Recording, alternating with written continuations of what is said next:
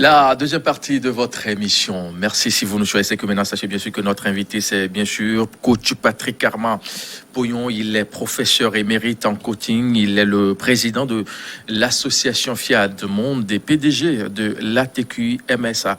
Avec lui, nous passons bien sûr à la loupe la place qu'occupe l'être humain au sein d'une entreprise. Et nous étions sur un point où le téléphone aussi doit servir à quelque chose, doit ramener normalement de l'argent. Et dans les 10 premières personnes dans son répertoire, ça va pas, il faut bifurquer carrément et puis passer à autre chose. C'est bien ça. C'est bien ça. Il faut bifurquer carrément. Il faut aussi garder les relations, peut-être en temps un peu. On ne sait jamais, hein. Oui, il faut d'abord essayer de convertir ces relations. Mais nous avons 4 catégories de relations dans notre téléphone. La catégorie A, les personnes avec qui nous pouvons faire des affaires tout de suite. La catégorie B, des personnes avec qui nous pouvons faire des affaires, mais qui ont besoin d'abord de confiance. La catégorie C, les personnes avec qui nous pouvons faire des affaires de temps en temps. Et la catégorie C, les personnes avec lesquelles on ne pourra jamais faire d'affaires. Ceux-là, il ne faut pas avoir du temps pour eux. C'est aussi clair que ça, parce que toute minute à eux accordée est une minute perdue. Ah bon? Mais clair. Comment on le saura? Parce que l'être humain est toujours au centre de l'action pour un développement. Et on ne peut pas savoir si Mathieu, il peut servir à quelque chose, je ne sais pas, hein, ou Stéphane Kouonou, ou Karma Gildas. En quittant cette émission, envoyez un message à tous vos contacts. Dites-leur que vous voulez acheter votre voiture et vous avez besoin de leur soutien. Certains vont répondre tout de suite et vous envoyer leur contribution, aussi modique soit-il. D'autres vont demander plus de renseignements. D'autres vont dire qu'ils pourront faire quelque chose bientôt. D'autres ne vous répondront même pas. Et vous saurez classer les 4 catégories après avoir fait cette expérience. J'ai une collaboratrice qui a dit qu'elle va faire l'expérience pour acheter sa voiture. Elle a pu avoir 500 000, elle attendait 3 millions pour la voiture. Elle a pu avoir 500 000, mais elle dit que ça l'a éclairé beaucoup sur ceux qui sont vraiment ses relations. Des relations s'entretiennent et au fil de chaque côté. La dernière fois, j'ai animé une émission dont le thème était les gens solidaires. Non, on est heureux en gens solidaires.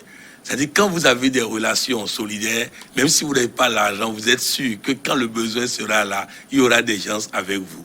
J'ai pu, par mon travail et par mon parcours, créer aujourd'hui des relations solidaires. Ce qui fait que j'ai l'habitude de dire que si l'argent pour faire quelque chose me manque à moi-même, elle ne manquera pas à mon réseau relationnel. Donc j'aurai toujours ce qu'il faut pour faire ce qu'il faut. Alors justement, aujourd'hui on sait que dans la plupart, en ce temps de Covid-19, au Togo par exemple, depuis le mois de mars 2020, on a déclaré la présence d'une compatriote qui a le virus. Et c'est parti, on a fait plus d'un an et quelques déjà. Et les économies semblent être en berne dans pratiquement tous les pays à travers le monde entier, où on sait que beaucoup de personnes ont été laissées sur le carreau parce que l'emploi n'est plus en mesure de payer le personnel. On va de licenciement en licenciement dans plusieurs pays. C'est parce qu'on ne s'était pas bien préparé ou bien c'est parce qu'on attendait juste une opportunité pour pouvoir larguer les gens dehors. Quelqu'un nous dira que la chance est une rencontre entre la préparation et l'opportunité. Et le Covid pouvait être un problème pour certains, c'est une opportunité pour d'autres. Vous prenez la Chine a très bien profité du Covid. Ils nous ont vendu des bavettes et autres. Et ça leur a permis de devenir la première industrie médicale au monde. Donc, vous comprenez, la France qui avait tout abandonné dans l'industrie médicale est devenue encore un producteur dans ce domaine. Bref, c'est pour dire qu'il faut, être préparé, et c'est la formation qui permet d'être préparé. Mais en plus de ça, il faut aussi, en pleine crise, chercher les bonnes formations pour rapidement s'adapter à la situation pour pouvoir réussir et gagner. Ok. Donc, on ne va pas dire quand même que c'est une occasion, une opportunité saisie par les employeurs. Ah oui, certains employeurs, oui. Vous prenez en France, quand vous ne faites rien et on vous donne de l'argent pour payer les salaires, on vous donne de l'argent pour vivre, ça peut aider d'autres.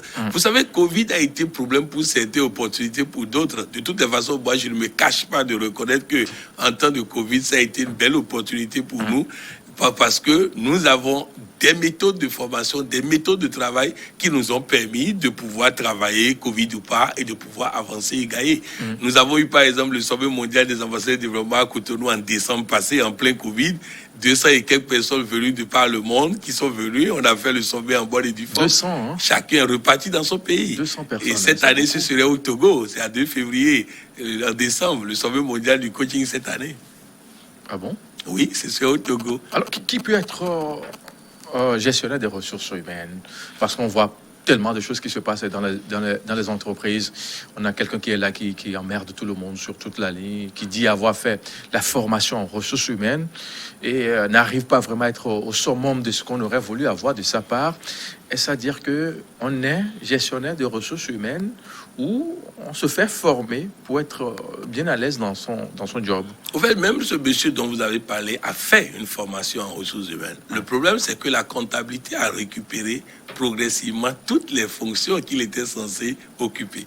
Les cabinets extérieurs ont repris le reste. Donc, résultat, il n'a plus de fonction par rapport à ce qu'il a appris à l'école. C'est pourquoi il embête tout le monde.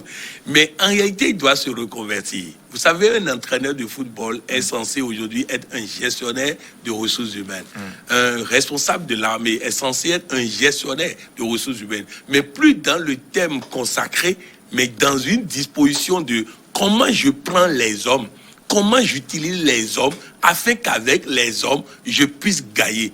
Comment, quelle configuration, quel schéma de travail je mets en place, quelle manière de parler aux gens je mets en place, quelle manière de collaborer je mets en place pour que le personnel ait envie de donner le meilleur de lui-même, de nous donner les meilleurs résultats. Je donne des exemples très simples d'actualité. Vous avez vu l'ancien entraîneur de Paris Saint-Germain à Paris, qui n'arrive pas à faire de Paris Saint-Germain, il n'arrive pas à faire gagner Paris Saint-Germain. Oui. Mais quand il se retrouve dans un schéma où on l'a laissé être le gestionnaire des ressources humaines, vous voyez, pas entraîneur technique, non, mais le gestionnaire, l'homme qui peut mettre un joueur sur le banc de tout s'il fait mal.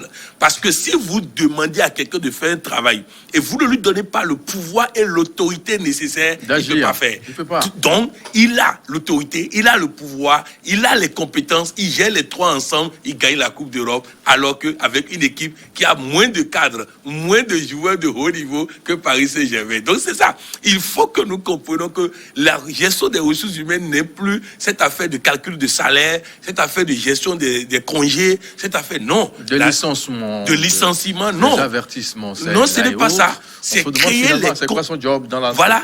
C'est faire des hommes de l'entreprise les richesses humaines nécessaires dont l'entreprise a besoin. Je vais vous donner un exemple concret. Il y a une ONG internationale au Togo qui a recruté depuis près de 15 ou 20 ans des secrétaires. Or, vous savez qu'à l'époque où ils ont été recrutés, les directeurs dictaient leurs messages. Ouais. Et on allait taper. C'est une affaire de sténographie. Très bien. Maintenant, le directeur a son ordinateur portable. Mais les secrétaires sont restés secrétaires au lieu de devenir assistantes. Résultat, un audit, on se rend compte qu'on n'a pas besoin de secrétaires, ils sont virés.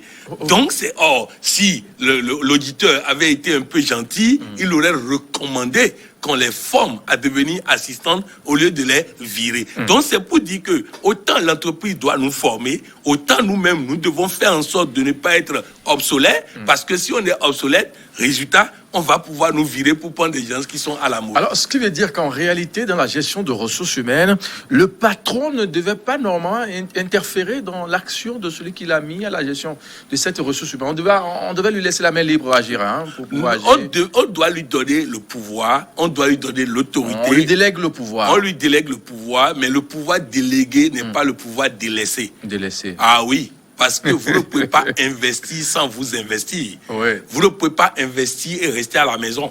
Si vous investissez et vous restez à la maison, vous allez faire faillite. Le patron est le premier qui se réveille et le dernier qui dort. Le premier qui se réveille et le dernier qui dort. Si ce n'est pas le cas, l'entreprise ne marchera pas. Les entreprises ont envie, les employés ont envie de constater que le patron sait mettre la main dans le cambouis, sait se mouiller le maillot et ensemble, ils vont gagner. Ok. Alors, on sait qu'à l'heure où nous débattons, il se passe beaucoup de choses dans certaines entreprises. Si vous êtes demandé, par exemple, de proposer quelque chose pour faire sortir cette entreprise? On sait que dans certaines entreprises aujourd'hui, on dit telle personne a fait ci et ça, ou on dit que c'est le gestionnaire des ressources humaines qui n'est pas à la taille de sa mission. Qu'il faut-il faire vraiment pour décanter la situation, un tant soit peu, pour qu'on puisse avoir la confiance mutuelle en soi et puis travailler en harmonie pour le développement? D'abord, il faut travailler l'homme. Il faut travailler l'homme. Quand la tête de l'homme est travaillée, je donne un exemple très simple. Certains employés vont dire on ne m'aime pas. C'est une perception. Ils perçoivent le comportement des autres comme un manque d'amour. On doit travailler. Donc, bref, premier pilier, j'en ai parlé tout à l'heure, l'homme accompli, l'homme dans ces 9 domaines qu'on peut appeler la santé, le développement personnel, les relations avec son conjoint à la maison, les relations avec ses enfants, son rapport à l'emploi, son rapport à l'argent et tout ça. Donc, bref, il faut travailler l'homme. Après avoir travaillé l'homme, il faut travailler le secteur commercial. Oui. Il faut que l'argent rentre dans l'entreprise. Une entreprise où l'argent ne rentre pas, tout le monde sera stressé. Donc, il faut que l'argent rentre. Et si l'argent rentre, il faut travailler l'efficacité. Il faut éliminer les goulots d'étranglement dans l'entreprise. Donc, il faut travailler l'efficacité dans l'entreprise. Et quatrième domaine, il faut travailler la manière dont les services financiers gèrent l'argent qui rentre. Donc, si l'homme est soigné, la manière de gagner de l'argent est réglée, la façon de travailler au sein de l'entreprise est réglée, et nous savons comment gérer l'argent qu'on gagne, l'entreprise ne peut que fonctionner. Merci bien. Coach Patrick Carbarpoyon, on va s'intéresser à vous-même. Vous êtes le président de l'association FIAD Monde. Quelles sont vos actualités? D'abord, nous avons réformé totalement cette organisation. Nous avons fait une réforme de la qualité de membres et de l'association, ce qui a permis de mettre le compteur à zéro après 25 ans de vie et de mettre tout le monde dehors. Donc, nous avons dit tout le monde dehors. À partir du 1er janvier 2020, nous avons dit tout le monde dehors, y compris moi. Et nous avons dit, voici désormais les critères pour devenir ambassadeur du développement. Avec ces critères, nous avons eu environ 1000 membres et nous avons fait une assemblée générale constitutive. Nous avons créé l'association FIAD Monde autrement. Nous avons enregistré et nous avons pris un nouveau départ. Ce qui nous permet aujourd'hui, avec la discipline de groupe, d'avoir de l'argent pour faire la formation continue des membres, puisque les membres cotisent. Donc, avec ça, on peut se permettre de les former. On peut se permettre de faire un système de formation continue avec la production tous les jours d'audio, vidéo et autres mises à leur disposition et autres. On peut s'implanter. On s'est implanté dans près de 30 pays aujourd'hui, où dans chaque pays, ils ont un récépissé national, ils ont un bureau national, où tous les jeudis, dans le monde entier, dans chaque ville où nous travaillons dans le monde entier, il y a des rencontres des ambassadeurs du développement où ils partagent les enseignements que nous mettons à leur disposition, où ils font des ateliers de paroles transformatrices. Bref, ils travaillent à être la bonne personne pour eux-mêmes, pour leur famille, pour leurs entreprises, pour leurs nations. Bref, l'association FIAD Monde se porte au mieux à la date d'aujourd'hui. Et vos formations qu'on voit souvent dans certains pays, on a vu au Togo, au Bénin, au Burkina, qu'est-ce qu'il en est? Ça continue maintenant en ligne. En ligne. En ligne. Actuellement, nous sommes en train de faire une formation sur le leadership et le patronat. Nous sommes en train de terminer parce que nous avons sorti un article scientifique sur le leadership et le patronat. Donc, après cet article scientifique, nous avons démarré la formation qui est en train de finir avec environ 300 personnes en ligne qui sont en train de terminer cette formation. Nous sommes en train d'écrire un autre article scientifique sur la communication politique et l'art oratoire. Nous sommes en train d'écrire un autre article scientifique sur la stratégie politique parce que vous savez, le développement personnel était méconnu en Afrique. Aujourd'hui, c'est devenu une réalité. Oui. Nous en avons fait une science. Nous en avons sorti les documents, le coaching intégral. Ce document existe. Donc, bref, on sait ce que c'est. Mais maintenant, sur le plan politique, sur le plan stratégique, il faut former, il faut faire reculer les frontières de l'ignorance. Nous critiquons beaucoup nos dirigeants, mais qui les a formés, dans quelle école pour être ministre, pour être chef d'État, pour être ceci. Donc bref, il faut sortir des documents scientifiques, non pas de petites réflexions, mais des documents scientifiques pour pouvoir faire ces formations. Donc les formations continuent. Tous les jours, nous sommes en formation. Nous allons démarrer bientôt une formation de coach encore. Nous allons faire la 2e édition du sommet mondial de l'emploi et du décollage qui se fait en ligne et qui est totalement gratuit, qui permet aux gens de faire du développement personnel, de comprendre le marché de l'emploi, de se préparer à aller sur le marché de l'emploi, de savoir comment faire un CV qui ouvre des portes. Donc bref, il y a énormément de formations et c'est continu. Je vis pour les formations. Vous vivez pour les formations. Coach, permettez à ce qu'on ouvre cette parenthèse où on voit n'importe qui devient coach. Non, c'est vraiment une parenthèse. C'est vraiment de la pagaille que nous avons réussi à mettre de l'ordre dans ça, dans un certain nombre de pays. Aujourd'hui, au Togo, il est difficile de s'autoproclamer coach. Aujourd'hui, au On voit Bénin, tellement des choses, les gens racontent de non, au Bénin, il est aujourd'hui Togo, Bénin, Burkina, Côte d'Ivoire, Mali, Sénégal, Congo, Cameroun. Il est de plus en plus difficile. Même en Europe aujourd'hui, il est de plus en plus difficile de s'autoproclamer coach. Pourquoi? Parce que nous avons fait en sorte de vulgariser la science qu'on appelle coaching.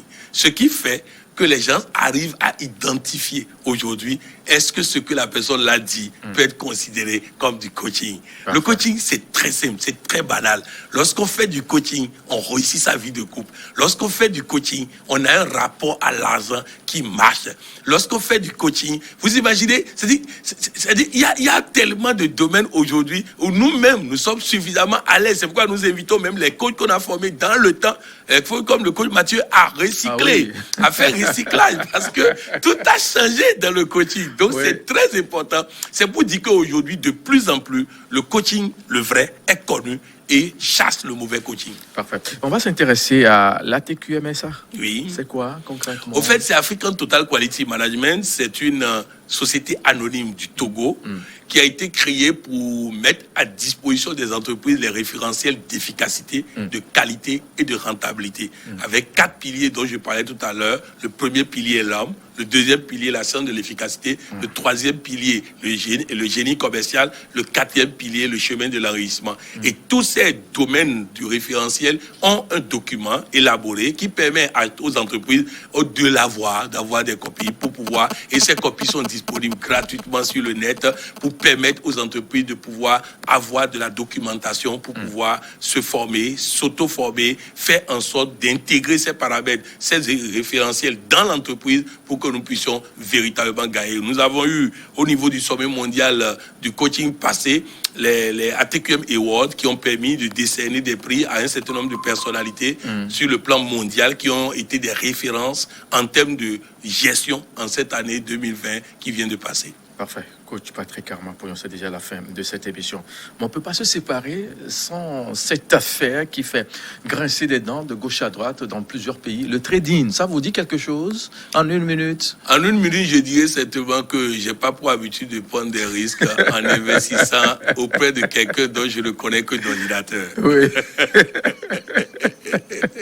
J'investis quand je connais celui chez qui j'investis. Merci beaucoup. Je vais prendre votre mot de la fin. Bon, mon mot de fin, c'est de dire aux amis de l'émission Émergence que nous serons très souvent désormais avec eux. Oui. Nous allons nous rendre disponibles pour ça et gagner ensemble. Merci beaucoup. Merci. Messieurs, mesdames, merci pour votre fidélité. Derrière nous, c'est l'info. On se retrouve très très prochainement, toujours avec le même plaisir.